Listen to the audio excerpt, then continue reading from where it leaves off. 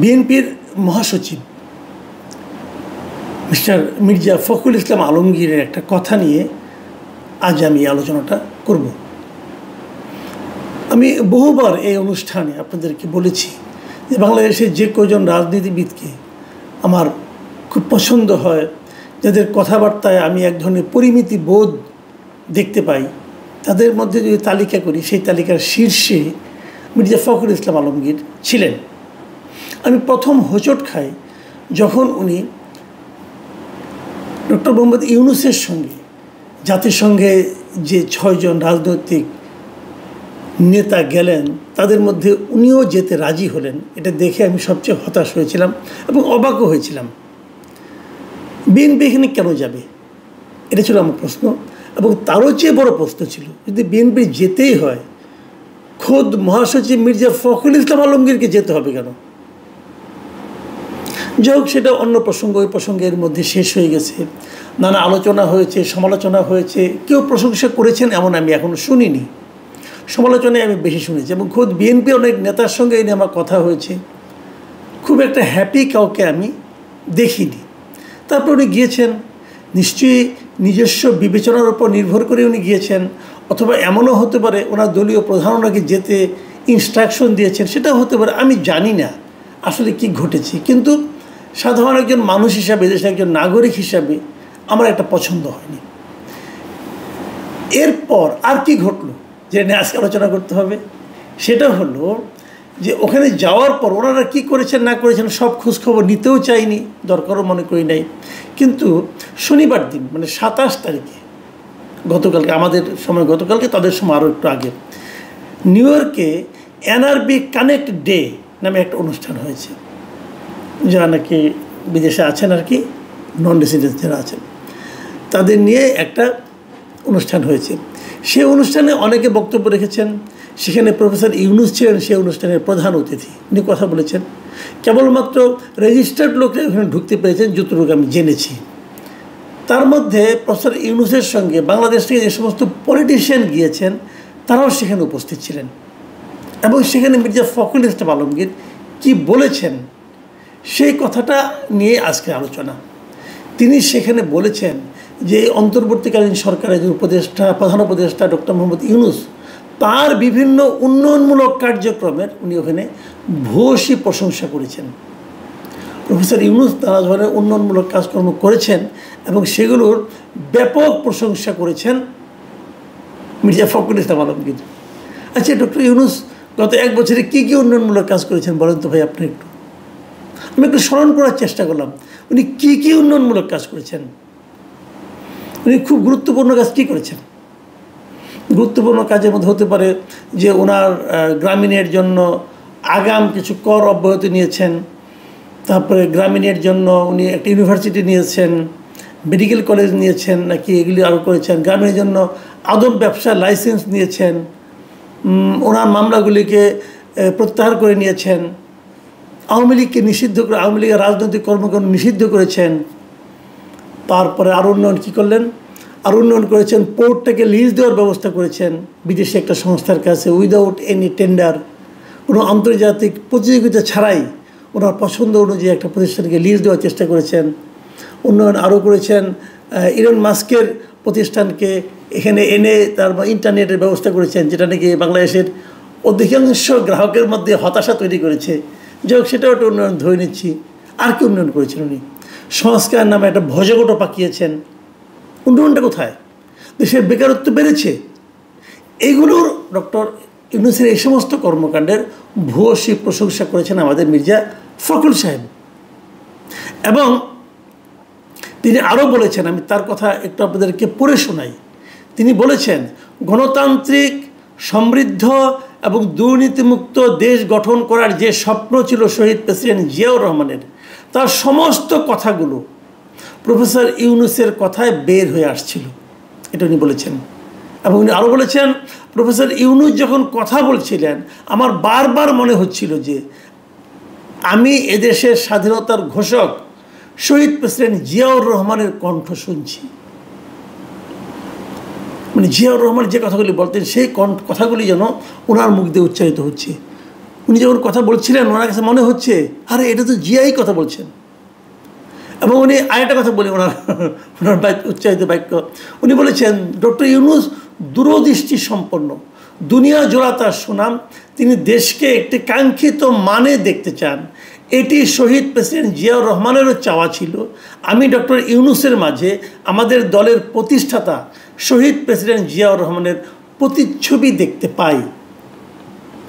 মানে শহীদ প্রেসিডেন্ট জিয়াউর রহমানের প্রতিচ্ছবি উনি ডক্টর ইউনূসের মধ্যে দেখতে পাচ্ছেন। আর সমস্যাটা কি? তাহলে নির্বাচনের দরকার কি? বিএনপির তখন উচিত হবে ডক্টর ইউনূসকে প্রধানমন্ত্রী করার জন্য আন্দোলন করা, অথবা তারা যে সামনে নির্বাচনটা করবেন সেই নির্বাচনে ডক্টর ইউনূসই তো বিএনপির প্রধানমন্ত্রী ক্যান্ডিডেট হতে পারেন। কারণ যে ব্যক্তি এই দলটা প্রতিষ্ঠা করেছে তার প্রতিচ্ছবি যার মধ্যে আছে তিনিই তো তার দলের সবচেয়ে যোগ্য ব্যক্তি প্রধানমন্ত্রী হওয়ার জন্য, তারেক রহমান নয়, ডক্টর ইউনূস। কারণ আমি কখনো শুনিনি তারেক রহমানের মধ্যে কেউ জিয়া রহমানের প্রতিচ্ছবি দেখতে পায়। ডক্টর ইউনূসের প্রতিচ্ছবি দেখতে পাচ্ছেন ওনারা, এই দলের মহাসচিব ডক্টর ইউনূসের মধ্যে। মানে একটা দল, মানে আমি কি বলবো, উনি একজন রাজনৈতিক ব্যক্তিত্ব, ওনার মধ্যে উনি বিএনপির রাজনীতি করেন না, ওনার মধ্যে এরকম রাজনৈতিক দেউলিয়াত্ব কি করে ভর করলো আমি বুঝতেই পারি না। আর উনি যদি সেই রাজনৈতিক দলের মহাসচিব হন তাহলে সেই দলের মধ্যে কী অবস্থা হলো, এ দলের সাধারণ মানুষের মধ্যে রিয়াকশনটা কি জানেন? আমি আজকে বেশ কয়েকটা ফোন পেয়েছি, অনেকে আমাকে মেসেজ করেছেন হোয়াটসঅ্যাপে এবং আমার মেসেঞ্জারে, তাদের এই রিয়াকশনগুলো শুনেই কিন্তু আজকে আমি এই অনুষ্ঠানটা আসলে করতে বসেছি। আমি এটা দেখার পর সকালে আমি এটা নিয়ে একটা আমার যে চ্যানেল আছে এই কথা চ্যানেলে, এই চ্যানেলে আমি একটা মানে জরিপ দিয়েছিলাম যে এই কথাটাতে মানুষ কি মনে করে। মানে মিস্টার ফখরুল ইসলাম আলমগীর এই যে কথাটা বললেন, এটা কি তার জিয়ার প্রতি ভালোবাসার প্রকাশ ঘটালেন, নাকি উনি ইউনূসের প্রতি ভালোবাসার প্রকাশ ঘটালেন, নাকি উনি ওনার নিজের দেউলিয়াত্বটা প্রকাশ করলেন? ৭৮% লোক বলেছে এই বক্তব্যের মাধ্যমে মির্জা ফখরুল ইসলাম আলমগীর নিজের রাজনৈতিক দেউলিয়াত্ব প্রকাশ করলেন। ৭৮%। মির্জা ফখরুল দেউলিয়া হয়ে যাচ্ছেন দলকে নিয়ে নাকি একা একা?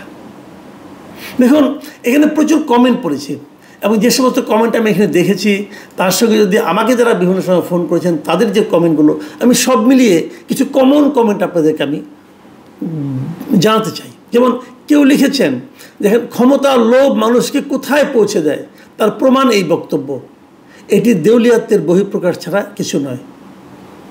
আবার লিখেছেন, তাহলে নির্বাচনের দরকার নাই, ইউনূসই থাকুক। আরেকজন লিখেছেন, দালালি বা চামচামের একটা লেভেল থাকে, ফখরুল সাহেব কোন লেভেলে পৌঁছেছেন, আমি সত্যিই খুব মর্মাহত। আরেকটা মন্তব্য, মির্জা ফখরুলের এই কথায় তৃণমূল বিএনপিতে হতাশার ছাপ পড়েছে এবং জিয়াউর রহমানকে ছোট করা হয়েছে বলে আমি মনে করি। আরেকজন লিখেছেন, মির্জা ফখরুলের এই বক্তব্যের মাধ্যমে তিনি মহাসচিবের পদের মর্যাদা হারিয়েছেন। আরেকজন লিখেছেন যে মির্জা ফখরুল ইসলাম আলমগীর সাহেবকে আমি একজন জেন্টেলম্যান লোক ভাবতাম, কিন্তু ওনার মুখ থেকে এইসব কথা শুনে মনে হয় বয়স বাড়ার সাথে সাথে ওনার সেন্সলেস হয়ে যাচ্ছেননি। যাই হোক, এই যে কথাগুলি হয়েছে, আরেকজন লিখেছেন যে ইউনূসের হাত ধরা ছাড়া তো উপায় নেই, তার জন্য ফখরুল সাহেব আবার একটু তেল মারলেন। মূল কথা হলো তাদের নির্বাচন দরকার, যার জন্য নিজের অবস্থান যে কতটা নিচে নামাচ্ছে তা হয় ফখরুল সাহেব টের পাচ্ছেন না, পরে বুঝবে ইউনূস কি জিনিস। যাই হোক, আর সমালোচনা করে লাভ নাই, আমি কেবল আরেকটা বক্তব্য বলে শেষ করছি। আমাকে একজন লোক লন্ডন থেকে আমাকে ফোন করেছিলেন। এই ভদ্রলোক মাঝে মাঝে আমাকে বিভিন্ন ইস্যুতে ফোন টোন করেন, তার নিজস্ব মতামত বলেন। উনি ওনার পিতার রেফারেন্স দিয়ে বললেন যে ওনার বাড়ি নওগাঁ। উনি বলেছেন যে একবার একটা ঘটনা ঘটেছিল, মানে 80-র দশকের কথা, 80-র দশকের একটু আগে, 78-79 এরকম টাইমের ঘটনা, যে জিয়াউর রহমান তখন একটা খাল কাটার আন্দোলন করছিলেন। নওগাঁর আত্রাই থানার কালিকাপুর গ্রামের পাশ দিয়ে একটা খাল গেছে। সেই খালটা খননের জন্য জিয়াউর রহমান সশরীরে সেখানে গিয়েছিলেন। খাল কাটার কাজ শেষে দুপুরবেলা খাওয়ার আয়োজন করা হয়েছিল নওগাঁ ডিসি সাহেবের তত্ত্বাবধানে। ব্যাপক আয়োজন খাওয়া দাওয়ার। এটা দেখে জিয়াউর রহমান জিজ্ঞাসা করেছিলেন, এই যে ব্যাপক আয়োজন, এটা আসলে টাকাটা কোত্থেকে আসলো? ততক্ষণে কিন্তু জিয়াউর রহমান সাহেবের হাতটা ধুয়ে খেতে বসবেন এই অবস্থায় ডিসি সাহেব বললেন, এটা সরকারি তহবিল থেকে টাকাটা দেওয়া হয়েছে। জিয়াউর রহমান আর সেই খাবারটা খাননি।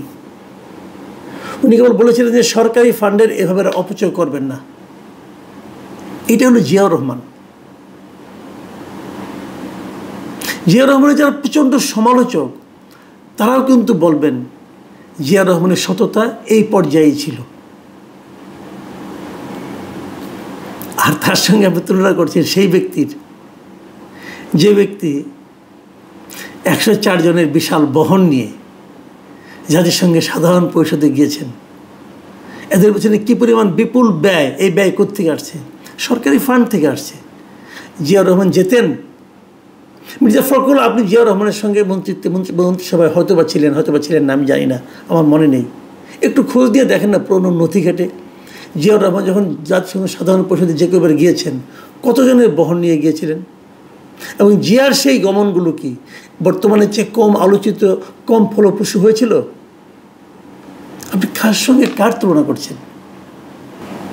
এইসব প্রবীণ রাজনীতিবিদের সুবুদ্ধির উদয় হোক, এটুকু কামনা করা ছাড়া তো আমাদের আর কিছু করার নেই। প্রিয় দর্শক, এখন এই পর্যন্তই। আল্লাহ হাফিজ।